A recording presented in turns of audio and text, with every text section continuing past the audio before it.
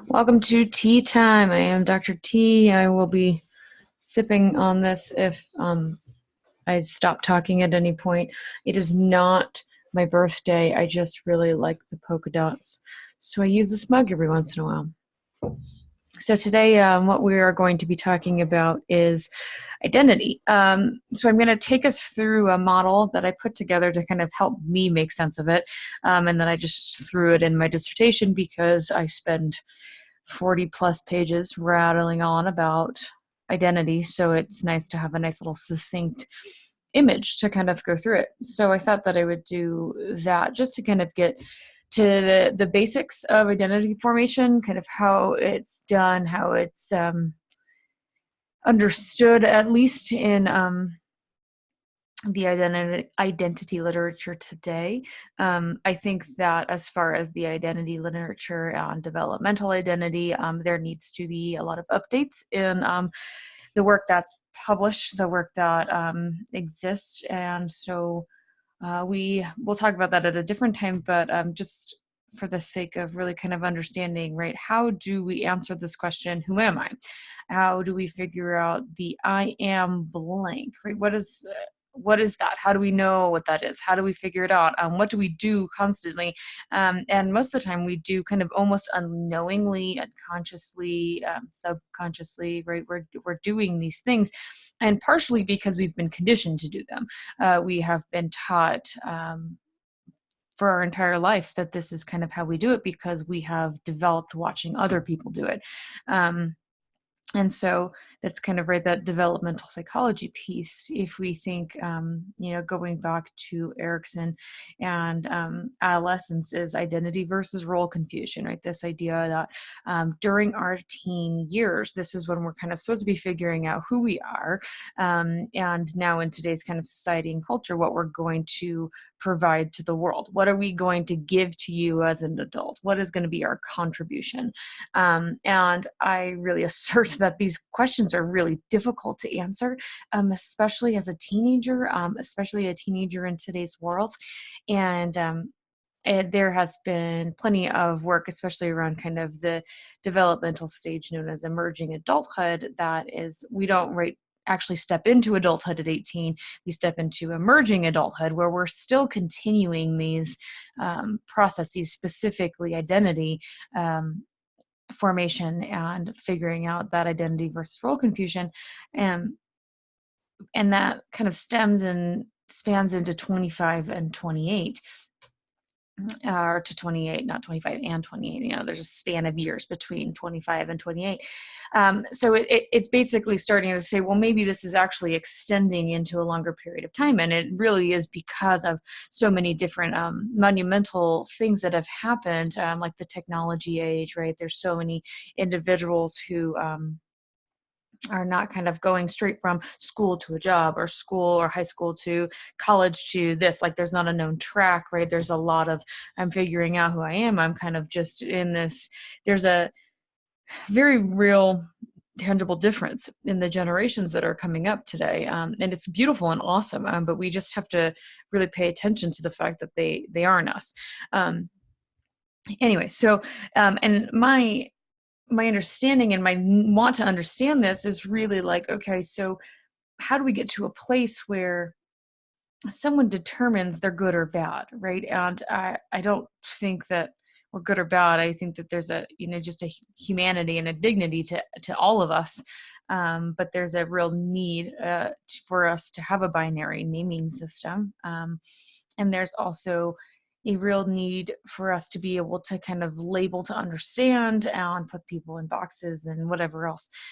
That's, again, a whole nother conversation. But today, I'm just going to kind of take us a bit through this little model to try and really understand the basics of identity.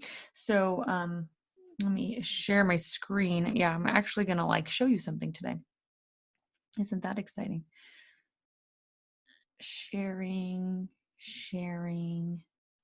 You think I'm sharing?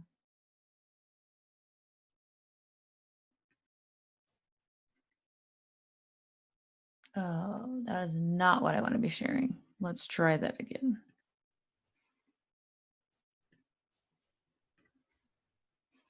That's what I want to be sharing. Here we go. I am not good at this. Anytime I had meetings with um, anybody on Zoom, especially my dissertation committee, as I'm going through different models and things, and I needed to share my screen, it was this whole process of what do I push? Um, you'd think I'd be a little more tech savvy. But I've got multiple monitors happening here, and it just confuses me. Anyway, so what we're looking at, if you look in the bottom corner, I have some references, some places that I pulled some identity theory from. Mainly, we're looking at social identity theory, critical identity, narrative identity, possible selves.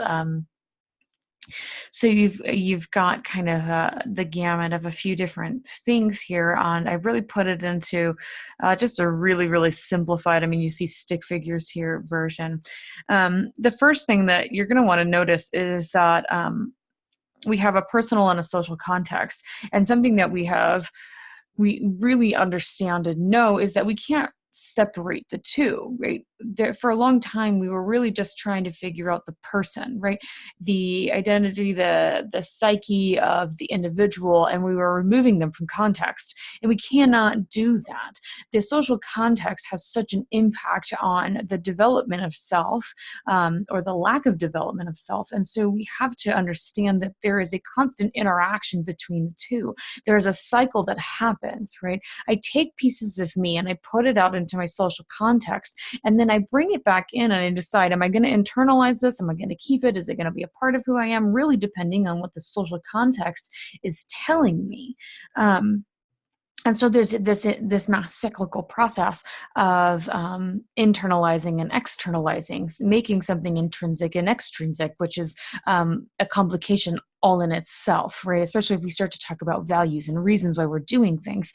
But if you are interested in that, I would watch the little talk I did on perfectionism, because that talks a lot about that. It's extrinsic value.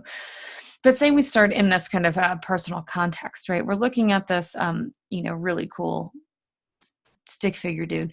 And if you look at kind of the bottom of both pictures on the personal and social context, you'll notice kind of these circles. One says individuality and one says belonging. And then you see kind of these diagonal lines attaching to these interactions.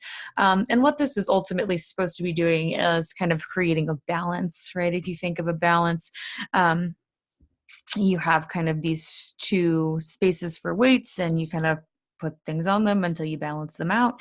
And that's ultimately what's happening here. The individual is constantly trying to figure out, well, who am I on my own, but also how do we find belonging, right? Where do I fit in? Where is it that I'm supposed to go? But even if I find that, I still want to be a unique individual that has kind of my own thing. And so you're just constantly going, okay, well, how do I make sure I have both of those and not kind of become so unique that nobody wants to be with me, but also I don't want to become so, I don't want to fall so far into conformity that I just become another face in the crowd. And again, this is me paraphrasing the ideas from these different identity theories. Now, as an individual, right? So what I do is I come to the table with certain visible traits. I mean, if you're looking at me, visible traits, right? I am a female, I am white, I have blue eyes, I have brown hair, right? Slightly crooked nose. I mean, whatever you see, I have these things that I bring to the table that are just part of what you're going to see. They're part of my identity. There's nothing that I can do about this short of plastic surgery and changing the color of my skin or hair, etc. And then when that does happen, my visible traits change, which now are my visible identity, right? Now, and so that's different for everybody. But then you also notice there's this little backpack. That's what it's supposed to be, as a backpack. and it says invisible on it. And that's the invisible traits, right? These are the concealable things. These are the things I get to decide whether I want to disclose or not, right? There are things that I know are either a part of me, or maybe they're stories I've attached to, or there are things that, terms or labels or whatever that have been given to me, maybe some diagnoses, and I get to decide whether you get to know it or not, right? But the thing is no matter whether you know or not, is I'm always carrying it around, right? It's always a part of my story. It's always a part of this defining of me, and that's why there's these little green wavy things coming out of there. That's supposed to be money, right? Because these invisible traits really come with costs, spiritual costs, emotional costs, psychological costs, energetic costs, because I am really focusing on the ability to be the person I need to be in a specific time. Very often, when I'm talking about identity, or I'm presenting on this, or having a conversation around it, I'll always start with, well, let's give an introduction. Who are you? And then I go back and I say, well, why did you choose that?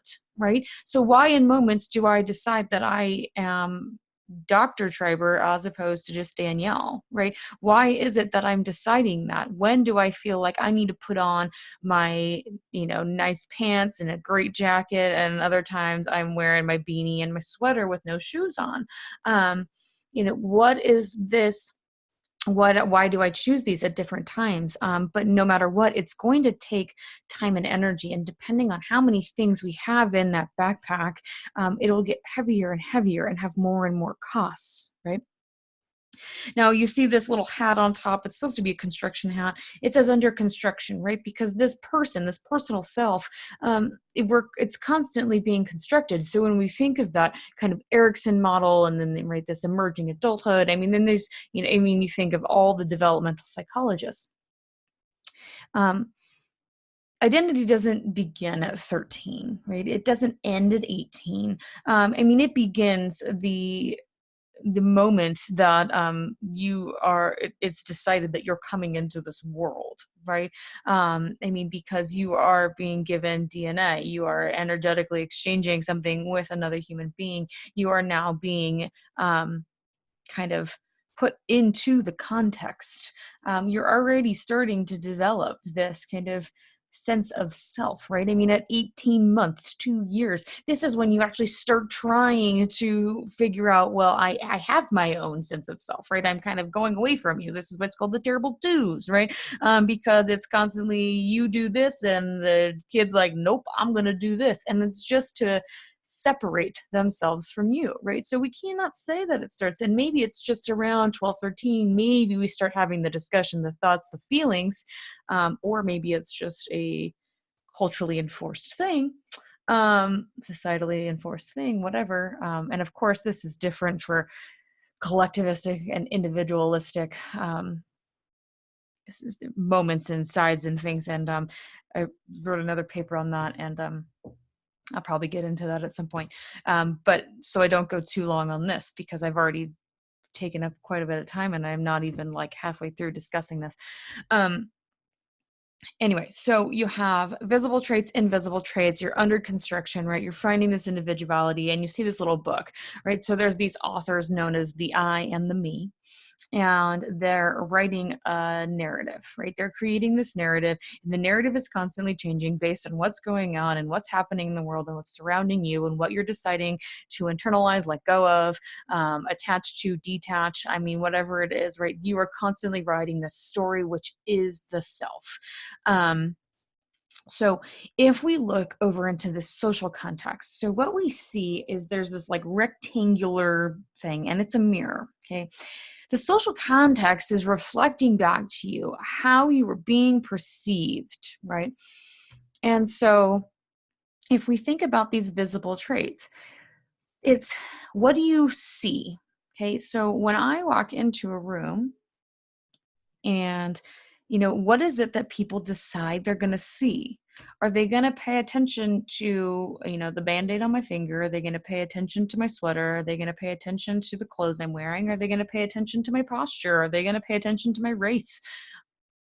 My ethnicity, I mean, what are they going to look at? And what are they going to decide to see? Okay.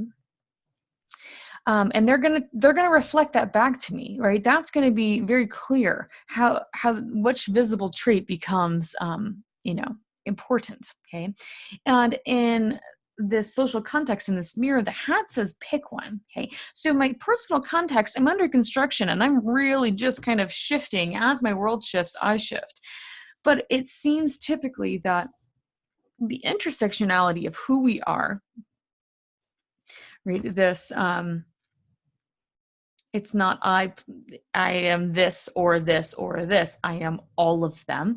Um, doesn't get to shift with us very often in a social context. At least it's not comfortable for us to do that unless we are like desperately comfortable with who we are, and we're very, very good at being vulnerable at all moments in time, and we're really okay with however people respond to us, no matter what.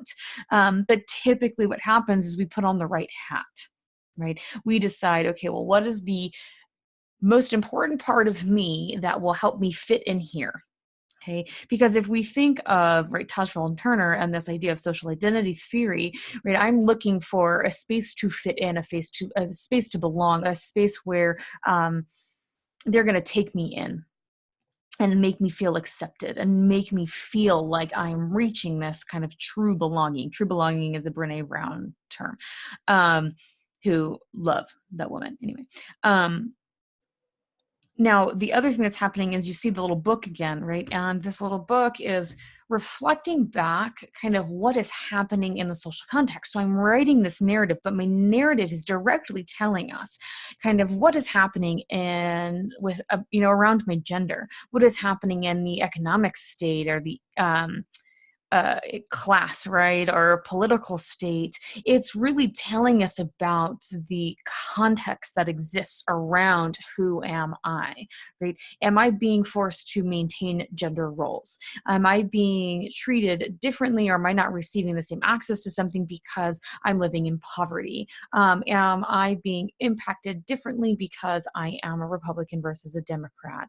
Whatever that happens to be shows up in the narrative. And so that's why narrative is so powerful, because it really helps us to understand how people are making sense of themselves in the world and how the world is impacting that self and how it's developing. And so you can learn so much from a story. But the tricky thing, of course, is we love to use these stories and love to hear these stories and really kind of make some sense with them. But we also don't want to be so attached to them that we can't release the story and shift it at any time, realizing that it is ever changing. And the story is truly something we are constructing. So it's really very powerful. Anyway, now if we look at underneath this mirror, it says parent guardian interaction. So the original drawing that I had for this, right, it's very different from this. One, I'm not a great artist. Two, it just kind of came out very authentically from my brain, which is kind of works insanity anyway. So it had roots, actually drew roots coming from this mirror. And it's because the way that we approach social relationships and the way that we make sense of the social context, it's rooted in our parent-guardian interactions. So these very, very first interactions we have with the very first social relationship we have, mother, right?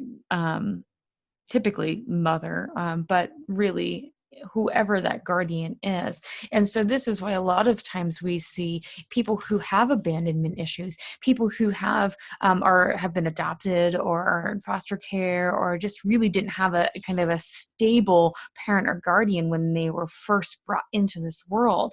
They approach social relationships with a lack of trust. And this kind of goes back to that Erikson concept. And there's Bowlby's attachment theory, right? This ability to create healthy attachments in our social relationships. But, Erickson's first developmental stage is trust versus mistrust. Can I trust the world or not? And that is deeply rooted in what is this relationship between me and my guardian, me and this person who's supposed to be taking care of me, right? Again, we think of Maslow's hierarchy of needs, basic needs, right? Being met, basic safety. And if we're immediately taught we cannot trust the person that's supposed to be taking care of us and keeping us safe and making sure we have what we need, then how in the world are we going to trust any other social relationship? And how are we going to approach that? And that can manifest in so many different ways. But anyway, so this entire process, this is happening all the time, right? We're constantly going through this, constantly trying to figure out who am I, but who am I also in this place? And what group can I step into and actually be there? And what group can I step away from? Or Robertson Creary, there's again, the reference down at the bottom. There is an incredible, they wrote kind of this incredible article on just identity, and identity specifically they talk about in kind of the work world, right? Organizational world. And they have this chart that just really breaks down, and they talk about identity work and this need to, or this effort almost to really do the work around the identity that I want. And then also, once I find my belonging, kind of almost reinforce this. And so when we think of even belief systems, right? Once we have a belief, once we have something, we will spend time either supporting it or finding things that go against it, right? It becomes this either or. And that can happen also with our identity and our social groups. And so it can be very, very difficult to move from a social group once you have kind of established place, right? You have kind of established a reputation. You are there. You are accepted for that version of yourself. And if you were to walk away and go against that group, right, there's almost this feeling of alienation and like treason almost, right? Like you're going against the group that actually knows you. And that is painstaking. And that's incredibly important to think about and remember if we're thinking about substance use and recovery, right? Because so many times in treatment, in any version of recovery, the first thing you're told is to get rid of all the people that you have used with and all, and that is like, well, but those are my people. Those are the ones that get me. Those are the ones that understand me and have been alongside me this whole time. Yeah, maybe they weren't real friends. Maybe they were only there to kind of, because either they were using you were using them, or it was a safe, but at the same time, there's a comfort level there. There's an understanding there. There's a core group to your core identity at that point. So it's really important to understand these aspects because sometimes when we think we're asking of like something really, really small, it's actually a massive task for an individual, especially an individual who is really, really just teetering on the edge of losing it because they really don't know who they are and they feel completely alone and helpless and hopeless. So we really have to be super careful.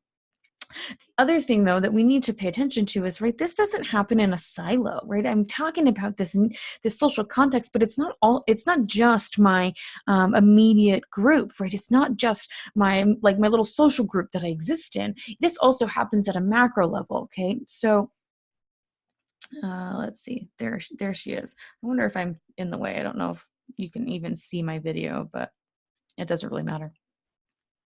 So all the meaning making of this entire cycle is happening at the intersection of these greater kind of forces, right? So we have cultural forces. And so this is cultural. This is kind of where that whole collectivistic, individualistic piece comes in. I mean, but we can go cultural as in, tribes versus countries versus, you can go very in depth, but you can imagine if you think of your own culture versus a different culture, I mean, the impact culture can have on your meaning making of yourself and yourself in social groups, right? Because maybe I do feel like I belong in this group, but my culture says I cannot belong in this group, or I cannot associate with those people, right? So where is that meaning making happening? Institutional is massive, right? Because we think of main institutions, I mean, think education, right? Schools, kids spend 8 hours a day in school. Okay, so institutions have a great impact on this meaning making process, right? How are we treating them?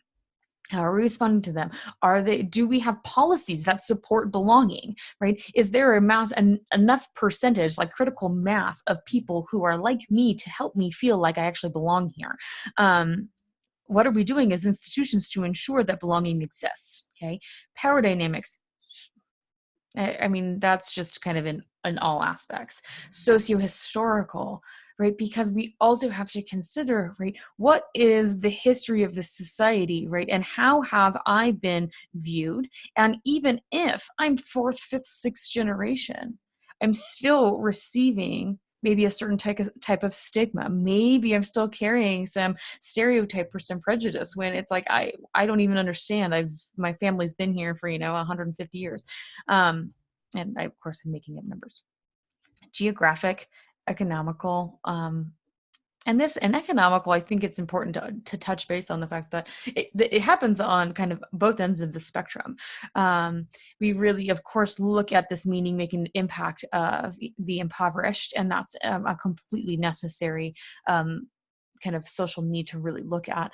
But we also have to understand that as much as maybe affluence is frustrating, there's a whole other level of expectations and ways of having to be and ways of making meaning of yourself that exist at kind of that affluent level of economics. Yes, there's access, but there's a whole another level of issue. And I'm not saying one is greater than the other. I'm just saying that I think too often we are just we split things into binary when in reality this is just generally impacting everybody, and it may be in different ways, but it's impacting everybody.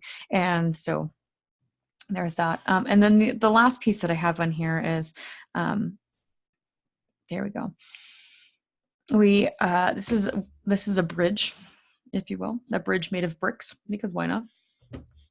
But the idea of a young person, especially, is we're trying to bridge our present self to our future self.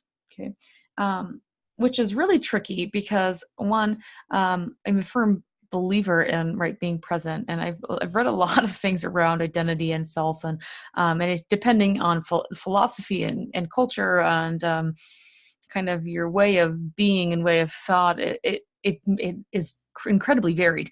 But again, I'm just looking at basic identity literature, which we know to be kind of well-researched, well-published, really looking, of course, scientifically at this stuff. But I'm trying to bridge this gap, right? What parts of me now do I kind of want to make sure go with me as I move to this future self? And even there's plenty of studies of just even being able to envision a future self. Like, what does that look like? What does that mean? What am I going to look like? Or what am I going to be? Right? When you think of little kids, like they think of, it's like, well, what do you want to be when you grow up? And they just have these grandiose ideas. I want to be a superhero. And having the ability to do that is actually, it typically shows that you have a greater chance of being successful and actually moving forward because you can see yourself there. But the people who can't see a future self or don't believe that there's really any future for them, those are the ones that just kind of stop working to even try and develop a self. Most of them become very disconnected from the self because it's like, well, I'm not going to be anything and I'm not going to be anybody, and so it doesn't matter, right? But that's what they're trying to do. And Oysterman and James, they have some studies around that. So this idea of identity and asking the question of who am I, it's really incredibly complicated, and we really have to make sure that when we are answering the question of who am I, it's not just one thing. There's no way, and we can't just hold on to kind of the shiny pieces of self that we want, right? We don't want to just say I am all the good things, right? Because I don't think there's good and bad things of the self. There are what we would call kind of light and shadow sides, but it's all pieces of who makes us us, and it's part of the journey where we have learned how to be the individual that we are now. And this individual is constantly shifting and changing. But if we constantly try to act as if this kind of shadow side, negative side, I mean, whatever terminology you want to use, I really like to move away from calling it a negative side, because then that would be assuming that there is a negative side about you. Maybe you have a character defect or something, and that's just not true, because you're a being and there's just pieces that you carry. And the greater you actually get to know that and are able to acknowledge it but not become attached to it is really, really powerful. So that is kind of a brief intro into identity. Of course, let me just stop sharing for just a moment if I can. Oh, I have to move my little video. My little head just moving around. Here I am. A brief intro into identity. If you have questions, or you can, of course, make comments here, or you can send me an email at recoveringyouth@gmail.com. You can go to my website, recoveringyouth.org. And eventually there will be like a little explainer video kind of on this, kind of taking us through like a little animated, hey, I'm a teen, this is who I am, blah, blah, blah.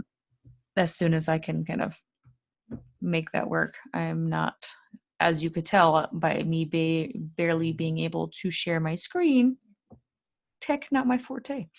I hope that was helpful. And again, if you have questions, I'd be happy to dive into this even further. There's a lot that I could continue to talk about. Anyway, enjoy your day, night, evening, or whatever it is for you. I will talk to you soon. Peace, y'all.